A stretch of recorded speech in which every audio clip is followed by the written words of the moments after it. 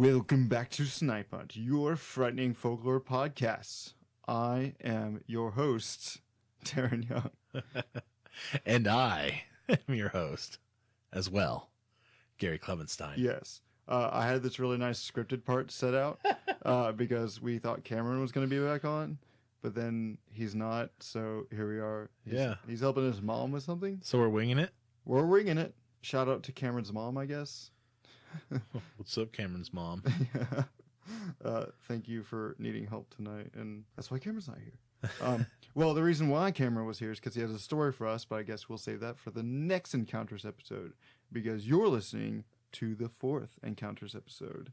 Yeah. And it's almost been a year to the day since we published the first Encounters episode. Really? Has it been that long already? It has been that long already. Wow.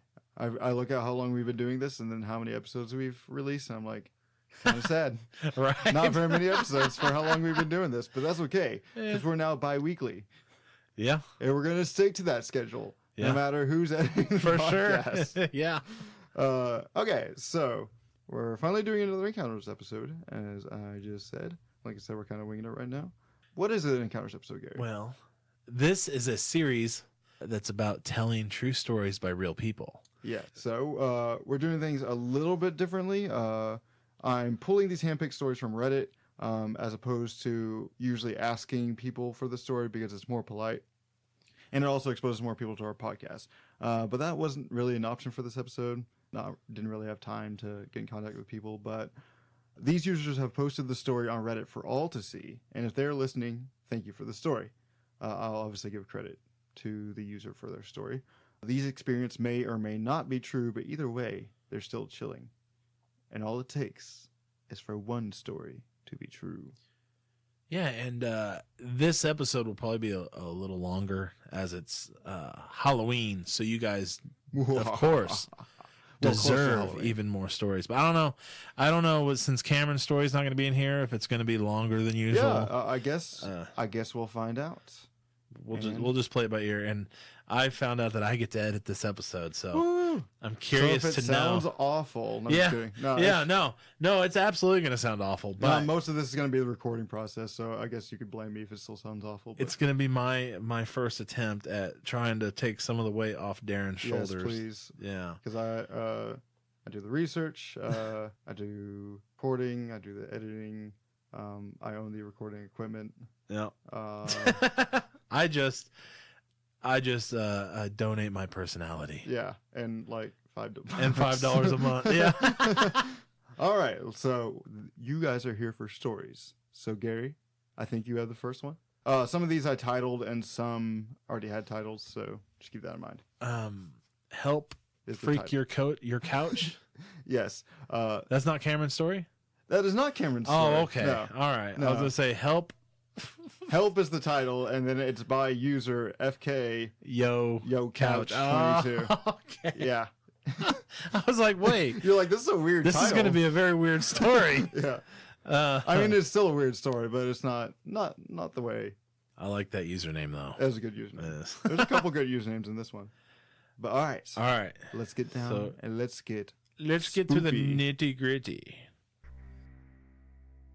I've been in Alaska for more than 2 years, and I'm stationed in Fort Wainwright. Every so often, we go to field missions, and where we go is super isolated.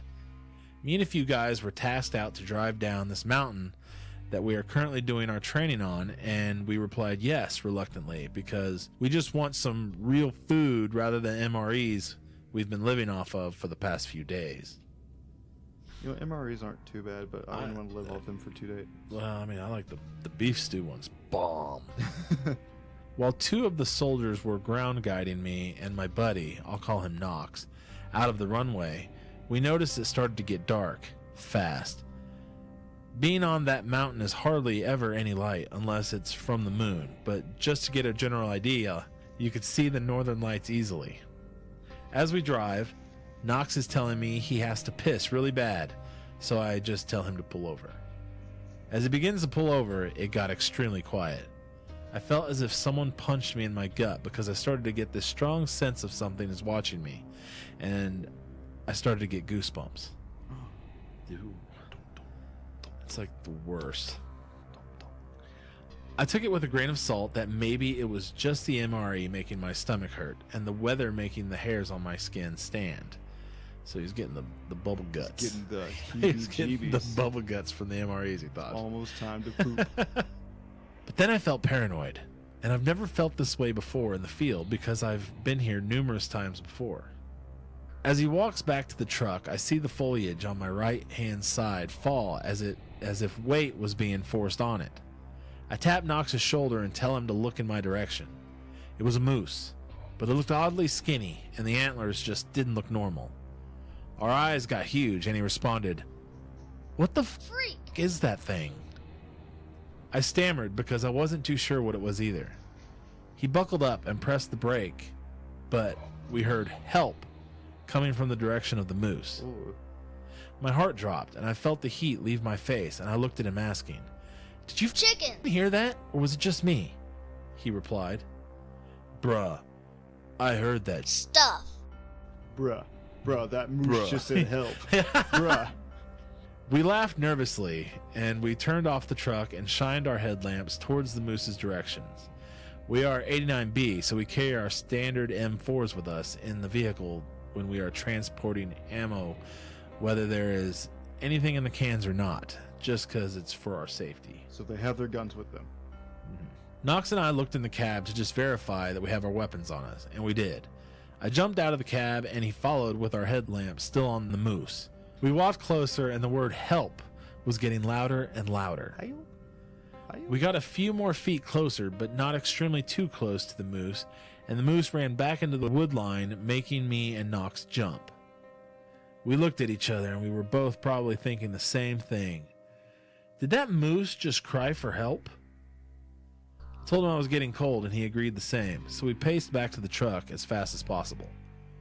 As I closed the door, we heard the words "help," but louder than it was earlier. I got that gut feeling right after I heard the words "help" and looked into the dark wood line and saw red eyes. I gulped and told him to look at the wood line, but he put the truck in drive and sped off. When we got done with the mission, he sped up the mountain to get back where the rest of the company was, and he didn't say a word. I'm a bit shook from the situation myself. I've always wanted to experience a skinwalker, and I'm not too sure if I did. But whatever it was that called for help, I'm sorry I never went into the wood line if someone did in fact call for help, but I've read too many stories and listened to too many podcasts. What do you guys think we encountered? You know, to be honest, if I heard help from the wood line, I probably wouldn't go in there either. Right. No, man. That's You a gotta do predator the- in there. you gotta do mimicking the- our voices. The classic horror movie thing, man. Yeah, exactly. Oh, I just heard something very ominous and scary. Or, it's just like some crazy psycho guy Right. waiting to kill you in the woods going, help, help. So he mentioned it was a skinwalker. And so if you don't know what that is, let me read you a section of the Wikipedia page. All right. All right. In Navajo culture, a skinwalker is a type of harmful witch who has the ability to turn into, possess, or disguise themselves as an animal. The term is also used for healers. In the Navajo language, oh man, I'm going to butcher this. Naldushi translates to by means of it goes in all four. If you hear a cat, by the way, I just got a new one and she is very talkative. She wants in here really bad. Yes.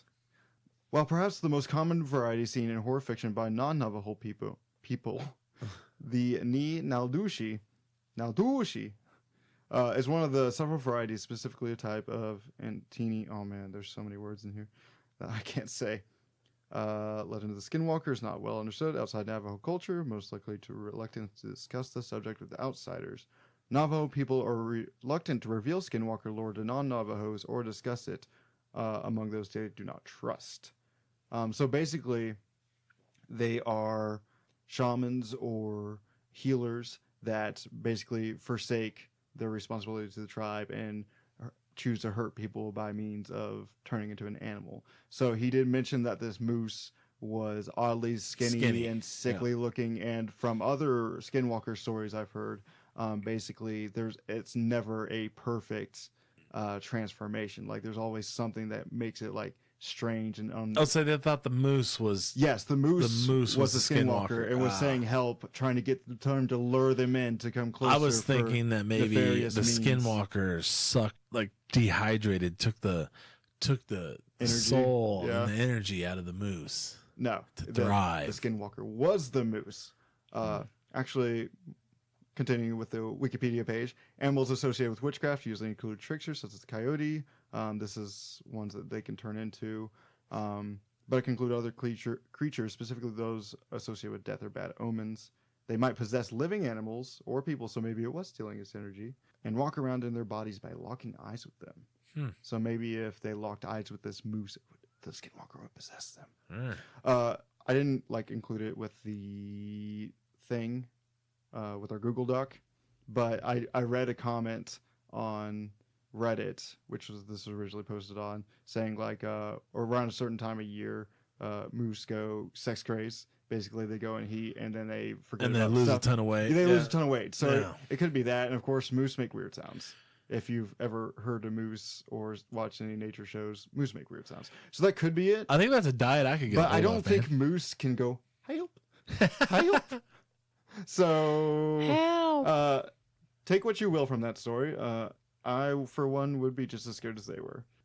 Speaking of which, I had the next story, and it's titled "My Skinwalker Encounter" by Fincoin12. So here we go with another Skinwalker story. This happened a few months ago, and I've kept it to myself until recently when I told my dad about it. I was with my brother, who we'll call John for now, and one of our old friends, and we were walking back through the forest back to where we came from. Since I am younger than both of them, they tend to annoy me a lot, but this time they were being really annoying, so I decided to walk ahead. I was about halfway between them and the exit to the forest when I heard things snapping on my left. I just brushed it off and kept walking, but then I had started to hear a low, mumbling noise, so I stopped and looked around. I asked if anyone was there. "Who's there?" It got no reply until about 30 to 40 seconds later. I heard what sounded like my brother saying, "Come here, I need your help." So I asked what was wrong while keeping my distance, because something in the voice sounded wrong. It was distorted. So I waited a few seconds, and then he said again, "Come here, I need your help." But in the exact same way as before, so I moved to the side, and that's when I saw it. It was a deer, but it was on its back legs, and its body was rigid and twisted. But the worst part was its eyes. They were exactly the same as mine. I didn't believe it was a bad creature. It actually seemed quite friendly. But nonetheless, I was scared, so I ran a mile back, and the whole time I could feel it behind me. When I was out of the forest, I fell to my knees and looked back to see it disappear behind some trees. But here's the weird thing. Here's the weird thing. Yeah. Ever since Now then, it gets weird. Yeah, finally. Ever since then, I've been having dreams, but not about being chased by it or anything. In the dreams, I am it. To this day, I remember how I felt. It was like looking at myself, but through a filter. This was the first time I saw it, but I doubt it will be the last. So he was a deer. It was a deer That on its needed- back legs who was saying, "Come here, I need your help," and its body was rigid and twisted, and it had human eyes. So a deer with scoliosis And human eyes. and human eyes. Okay. That were exactly the same as this guy. So apparently it seems like maybe, so they made eye contact, so maybe the reason the eyes look the same is because that was the process of him trying to possess and or do whatever nefarious means that skinwalkers Lock eyes. do. Yeah, they need to lock eyes apparently. So that's the thing about that. But it's definitely off-putting. It's not a deer with a rigid, twisted body on its back legs staring at you and possibly saying, and your brother's voice, might I add, All right. "Come here, I need your help." If that's not either that, or if it was just like a hanging deer and there was a predator in the trees going. But either way, unnerving and not something I want to meet in the middle of the night in a forest. And folks, if you I don't know how to say this without sounding Uh-oh. like a jerk. Everybody appreciates you sharing your stories. Absolutely. But for gosh sakes, if you're going to put it on the internet, please proofread. Well, proofread, put it through. Because like this one, I had to edit heavily because there's a bunch of run-on sentences. No offense to Fincoin, but some of these are very difficult to read. And I mean, I can work my magic and make them better, but it gets to a point like if you overdo it, it almost seems like a work of fiction. So I kind of enjoy everyone being able to say it in their own voice. Right. But so what do you think of the validity of these stories so far? I mean, they're both actually pretty grounded as far as stories go. right. I mean, and it's both been animals so far. Yeah, both been animals. So it could just be mistaken identity, but there's been a couple weird things. I mean, I think if anything's case of mistaken identity, it's the first one with the moose. It could just been a skinny moose, and they could have just been making and then noise when he gets in the woods, and then the light reflecting off its eyeballs. Yeah, but this one's kind of weird. Yeah. Because it's his brother. It didn't follow up anything with his brother. It's not like he was asking. The story ended by getting out of the woods, and his brother was like, "Hey, did you say anything?" Yeah. Because for all we know, his brother was saying, like asking for help. But I don't know. Either way, like I said, I wouldn't want to meet either of these things in the woods at night. You don't want to say anything in the day. Weird like that. No, not at all. The next story is "Can We Be Friends?" By ZRTPB. I'd like to know what that stands for. It stands for, hold on, I'm going to figure it out right now. Zebra runs, tries... to peanut butter. Yes, zebra runs to peanut butter. There you go. Perfect. ZRTPB. All right. For the longest time, I was haunted. Every day, every time I was alone, I'd hear something. Started out pretty innocuous, a few footsteps nearby or a slight rustling of leaves. But as time went on, it got more intense. The footsteps got louder, closer, to the point where I could feel someone on my heels. Bushes that used to lightly rustle 20 feet away were perfectly still until I was inches from them, at which point they'd violently shake like someone was jumping out of them.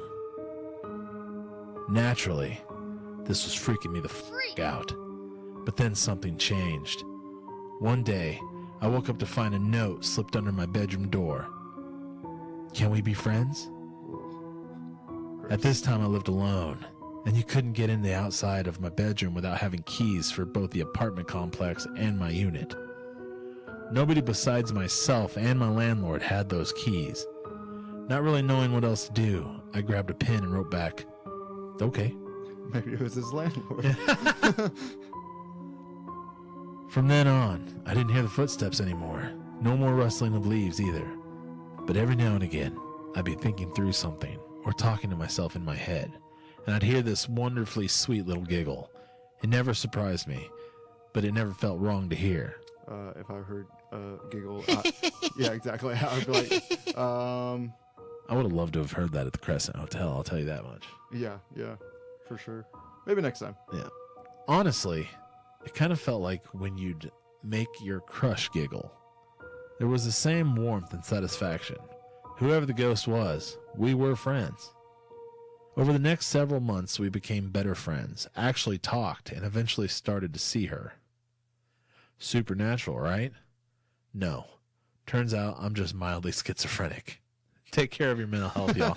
That's hilarious. See, I was going through stories, and I was like, this isn't really supernatural or anything, but this is too good to not be put on here. Yeah. So, and actually, there is actually a reason I put it on here other than it being funny. So, this whole experience was just a schizophrenic episode, and poor guy didn't even know. Luckily, it doesn't seem too bad. It sounds like since he's mildly, he can manage it. Right, but, and he's got a sense of humor about it. That's good. And he's got a sense of humor about it. And this was actually, as far as schizophrenic episodes go, this is actually a pretty good experience.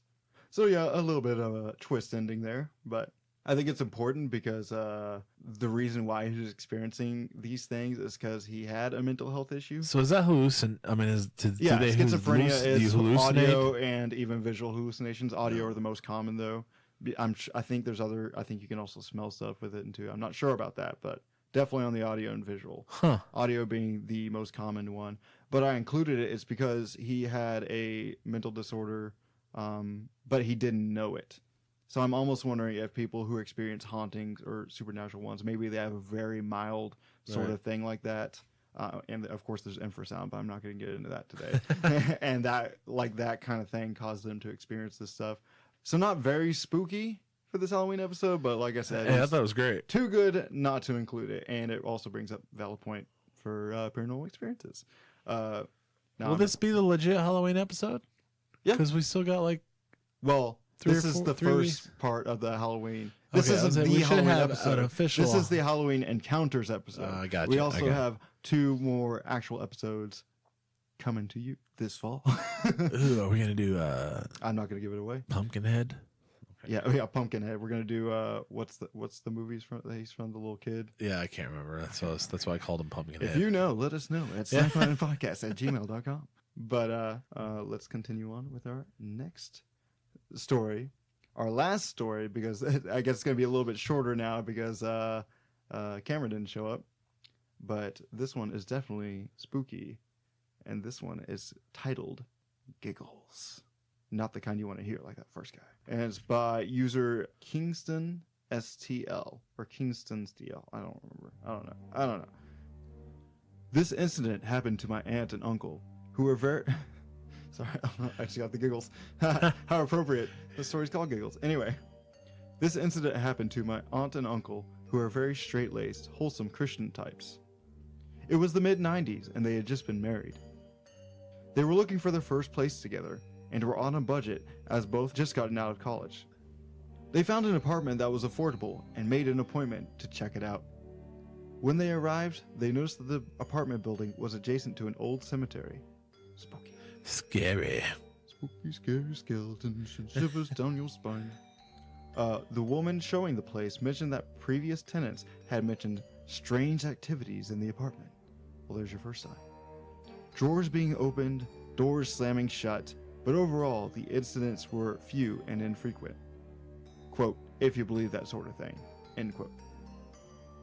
They didn't think much of it, and they weren't the spooky type, being Christians and all, so they went ahead and got their first place. You know, I don't care how cheap the apartment is. If someone's saying, hey, there's stuff going on here, I'm not moving in. You're right. I'll visit for sure and set up, do an investigation, but I'm not going to live there. Exactly. As soon as they got in the apartment, they noticed things being moved, drawers opening and closing, items going missing or being moved. She said there were incidents almost daily and that they tried to ignore it. The 3rd or 4th day they were in the new place, my aunt had just showered and had crawled into bed next to her hubby as he showered before her. FYI, my uncle usually leaves the room when my aunt recounts the story as it's too creepy for him. Uh-oh, it's about to go down. So, my aunt had just crawled into bed. My uncle was above the covers reading the paper. She was exhausted and closed her eyes to start relaxing before sleep. She said her husband then turns to her, not saying a word, and starts giggling and poking at her. Like a playful kid kind of thing. Then he starts grabbing her arms and legs. Sort of play wrestling, if you will. What are you doing? She exclaimed, to which he didn't reply. She also said he had an odd look about his face that she had never seen, and it was just out of character. He then rolled off the bed, maniacally giggling, and rolled under the bed and started pushing up on the box spring from under the bed. She described it as almost taunting. Then in a loud voice she yells his name and asks again, "What are you doing?" She then hears my uncle's voice say, "What is it?" She hops up and finds her hubby in the living room, feet kicked up, reading his paper. They immediately packed a few things and went to a hotel. They never spent another night there and got out of the lease and only returned with family and friends to pack up. Huh. So yeah, I've read a lot of stories. So That he got one up gives while me she the was chills. sleeping? No.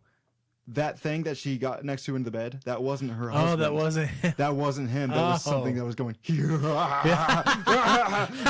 But can you think how creepy that is? Imagine if you got into bed with your significant other, and then she just started doing that, like poking, looking, and you're like, "Yeah, stop it." Right. And then she keeps doing. You're like, "What are you doing?" And then she's like, Yeah. and rolls off the bed, and then rolls under and starts kicking up. You're like, Yeah. "What the hell?" Yeah. And then you find out your significant other is actually in the other room, and you're like, "What the hell?" But did I want to know just why see? he is freaked out by it, because he wasn't there to experience it. It happened. There was something disguised as him in the house that he was living in. If Susan comes up to me and be like, "Hey, there's something that was taking your form and poking me and giggling me," I wouldn't be like, "Oh, that doesn't scare me. I don't care about an entity in my house that can interact with us and even take my shape." You'd be like, "Oh, really? He sounds handsome." I bet he was one handsome devil. I'd like to meet him someday. But actually, I didn't plan for this, but it did say skinwalkers can take on the form of other people. Maybe this is just a whole Skinwalker episode. So is Chucky a Skinwalker? With a little schizophrenia thrown in. Or, not Brad Dourif, he's the voice, but the criminal that took over the doll's body. Oh, I have no idea. I forgot his name. You know Child's Play? You've never seen Child's Play? No, I've never seen Child's Play. What the hell's wrong with you? I have good taste in movies. Do you want the long list or the short list? As Jeremy would say. So my best guess for this particular instance is that it's a doppelganger. And I'm sure you've heard the term before because it's kind of just thrown out there like, oh, that person was your doppelganger. But I thought doppelgangers were actually real. Like they were real things. Well, debatable. But going to its folklore roots, sometimes it is a living person, but sometimes, like, oh man, I saw your doppelganger the other day. It looked exactly like you. But as far as folklore goes, a doppelganger is also seen as a ghostly or paranormal phenomenon and is usually a harbinger of bad luck. I'm reading from the Wikipedia page, by the way. Other traditions and stories equate a doppelganger with an evil twin. In modern times, the term twin stranger is occasionally used. The word doppelganger is used more in general and natural sense and in slang to describe any person that physically resembles another person. Have you seen those pictures of like celebrities on the internet with like the pictures from back in like the early 1900s or the 1800s? Yeah, that's their doppelganger. But these are actual living people as opposed to some sort of ghostly entity that takes your shape. Right. The word doppelganger actually is a loan word from the German Doppelganger. A compound noun formed by the two nouns doppel and which means double, and then ganger, walker, open. So it's basically double walker. Basically, that's just it. It's basically some sort of spirit double that takes on your form and brings bad luck. Ooh. Oh, I must have one of those. I've heard other doppelganger stories, and they're strange, but they're not really like scary in the traditional sense. This one's scary as hell. I don't care. So I was here. Were you a teacher at the high school? Like, son of a gun. You're like, yes, actually. Yeah. Professor Gary. Yeah. So I think that's it for this episode. Not very long, since I'm just gonna keep bringing it up anytime I can. Cameron wasn't here. You son of a nutcracker. Yeah. You're missing out on the Halloween recording. But I guess we'll get him on the next one. Yeah, we were calling your mom a nutcracker. Yeah. Cut that out. Yeah. Oh man, this episode it's a mess. Oh, I love it. It'll be all right. No, it'll be great. So I didn't really type up a little wrap up, did I? But basically usual. Yeah, just thanks for listening, and as always, rate and review wherever you listen to podcasts. It really helps us out. Yes, especially on iTunes. The more you rate and review, of course, the better we'll look. And the better chance we'll get heard by more people. Because I don't know about you, a lot of things, if I go to buy something or if I just go to consume anything in general, I look at the reviews first before I do that. So if someone's like, should I listen to this podcast? And they go to the reviews and they only see like a few. It's also why we had guests stop reading the cold opening, though. Yes. That first 5 seconds is very crucial. Yeah. Brent, Michael. His brother. Your brother's the worst. Well, it's funny because the one we actually have on the recording on the Bigfoot episode is actually worse than he started reading it before then. It sounded great, but he messed up, so he started over. Right. And then it sounded a million times worse, but he actually got the words out. So I was like, I'm not going to worry about it. Right. But so please leave a review. Really helps us out.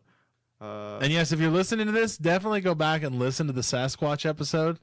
What is it? Interdimensional Sasquatch? Or what do we call it? Yeah. Danger Interdimensional Sasquatch. Yes. It was actually a really fun episode, and I loved the stuff in there. A lot of people have downloaded it already. It's one of our highest downloaded episodes. Really? Yeah. Oh, okay. I was going to say you actually Creepy Legends of Arkansas, but in the first 5 seconds, you could just be like, no, I'm not. Yeah, listening. exactly. And then the Michael one with he read pretty well, but you could definitely tell someone reading from a script, and Michael's like, the whole time. His mouth is watering at the chance to be on a podcast. All right, we're getting off topic. Sorry. Anyway, so thanks for leaving a rating. Thank you for listening. Yes. If you have a story you'd like us to share in our encounter series, you can message us on social media or email us at snipunpodcast@gmail.com. And have a good Halloween. We will see you on our next spooky, scary, spooky ooky episode of Snipe Hunt. Am I going to have that sound? Yes. Okay. Once again, we want to thank you for listening to Snipe Hunt. Your listening has been noted and will be reported with the proper authorities. All audio used was done so under the protection of fair use. Logo design is by Ethan Rothfuss. The music used for this episode was composed by Mayu and Nature World 1986. We'll continue to search for the unexplained and will hopefully see you on the next hunt.